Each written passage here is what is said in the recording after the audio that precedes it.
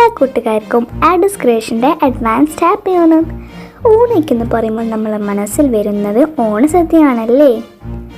ഓണസദ്യയൊക്കെ കഴിച്ച് നമ്മൾ ലാസ്റ്റായി കഴിക്കുന്നത് എന്താണ്?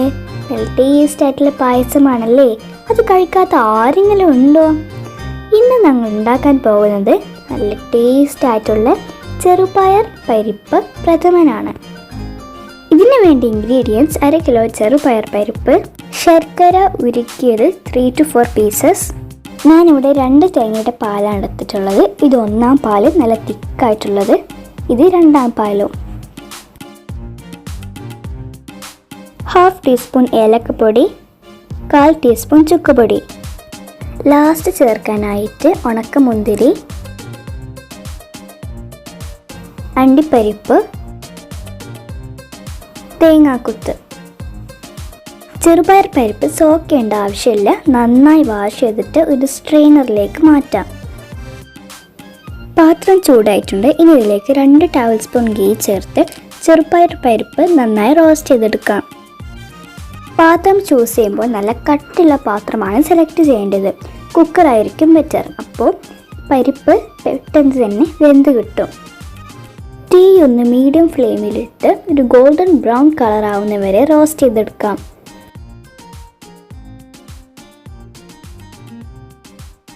ന്യൂസ് ആയിക്കോട്ടെ തന്നെ ഇളക്കിക്കൊണ്ടിരിക്കണം. പിന്നെ പരിപ്പ് നന്നായി റോസ്റ്റ് ആവണം, എന്നാലേ പായസത്തിന് ടേസ്റ്റ് ഉണ്ടാവുള്ളൂ. അല്ലെങ്കിൽ പരിപ്പിൻ്റെ ഒരു പച്ച ചോയ വരും. പക്ഷെ കരിഞ്ഞു പോയരുത് കേട്ടോ.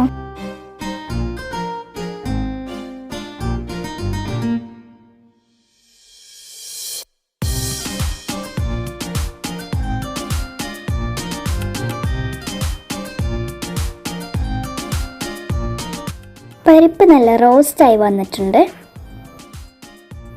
ഇതിന് വേവാൻ ആവശ്യമായിട്ടുള്ള വെള്ളം നമ്മൾ ഇതിലേക്ക് ചേർത്ത് ഒരു ലോ ഫ്ലെയിമിൽ നമുക്കത് കുക്ക് ചെയ്തെടുക്കാം.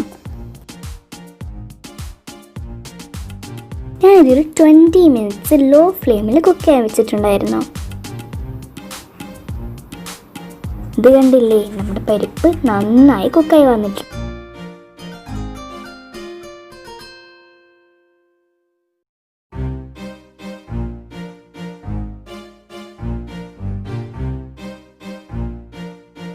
നെക്സ്റ്റ് ഇതിലേക്ക് ജാഗരി ചേർത്ത് കൊടുക്കാം. ഫുള്ളായിട്ട് തന്നെ ഒഴിച്ചു കൊടുക്കേണ്ടതില്ല, ഒരു 1/4 ഭാഗം ഒഴിച്ചു കൊടുക്കാം. പിന്നെ മധുരം ആവശ്യമുണ്ടെങ്കിൽ പിന്നെ ആഡ് ചെയ്ത് കൊടുത്താൽ മതി. ഒരു ഇമ്പോർട്ടൻറ്റ് കാര്യം ശ്രദ്ധിക്കണം, ജാഗരി ഒഴിച്ചു കൊടുക്കുന്ന മുമ്പ് പരിപ്പ് ഉറപ്പായാലും വെന്തിരിക്കണം. വേവുന്നതിന് മുമ്പ് ഒഴിച്ചു കൊടുത്താൽ അത് പിന്നെ വേവാണ്ടിരിക്കും. പരിപ്പും ജാഗരിയും കൂടി നന്നായിട്ടൊരു 10 മിനിറ്റ് ഇളക്കി കൊടുക്കാം. കുറച്ച് ടൈം എടുത്ത് ചെയ്താൽ നമുക്ക് ടേസ്റ്റി ആയിട്ടുള്ള പായസം കിട്ടും.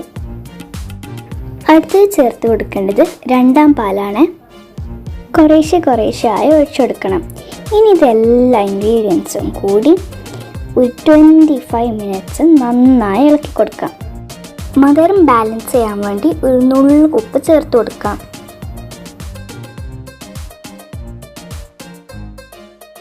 പായസം തിളക്കാൻ തുടങ്ങിയിട്ടുണ്ട്. ഇനി ഇത് ഇടയ്ക്കിടയ്ക്ക് ഇളക്കി കൊടുക്കണം.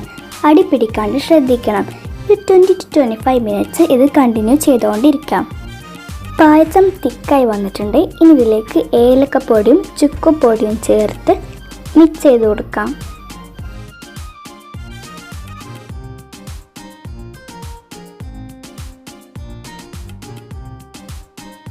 നെക്സ്റ്റ് ഇതിലേക്ക് 1-ാം പാല് ചേർത്ത് കൊടുക്കാം. ഇതിലൊരു കാര്യം ശ്രദ്ധിക്കാനുണ്ട്.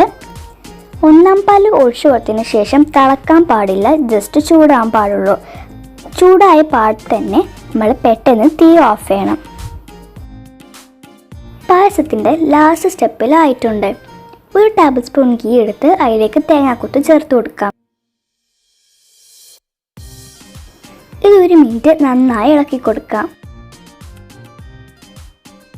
ശേഷം ഇതിലേക്ക് അണ്ടിപ്പരിപ്പ് ചേർത്ത് കൊടുക്കാം. അണ്ടിപ്പരിപ്പും തേങ്ങാക്കുത്തും നന്നായി റോസ്റ്റ് ചെയ്ത് കഴിഞ്ഞാൽ ഉണക്കമുന്തിരിയും കൂടി ചേർത്ത് തീ ഓഫാക്കാം.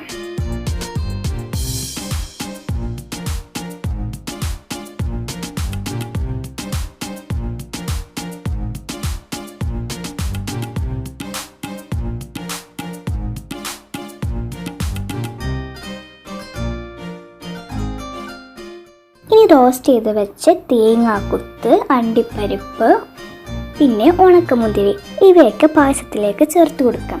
ഫ്രണ്ട്സ്, നമ്മുടെ അടിപൊളി ഓണത്തിൻ്റെ സ്പെഷ്യൽ പ്രഥമൻ റെഡി ആയിട്ടുണ്ട്. നിങ്ങൾക്ക് ഉറപ്പായും ഇത് ഇഷ്ടമാവുമെന്ന് കരുതുന്നു. ഇഷ്ടപ്പെട്ടാൽ നിങ്ങളെ ഫീഡ്ബാക്കൊക്കെ കമൻറ്റിലൂടെ അറിയിക്കാം. ഒന്നും കൂടി ഹാപ്പി ഓണം.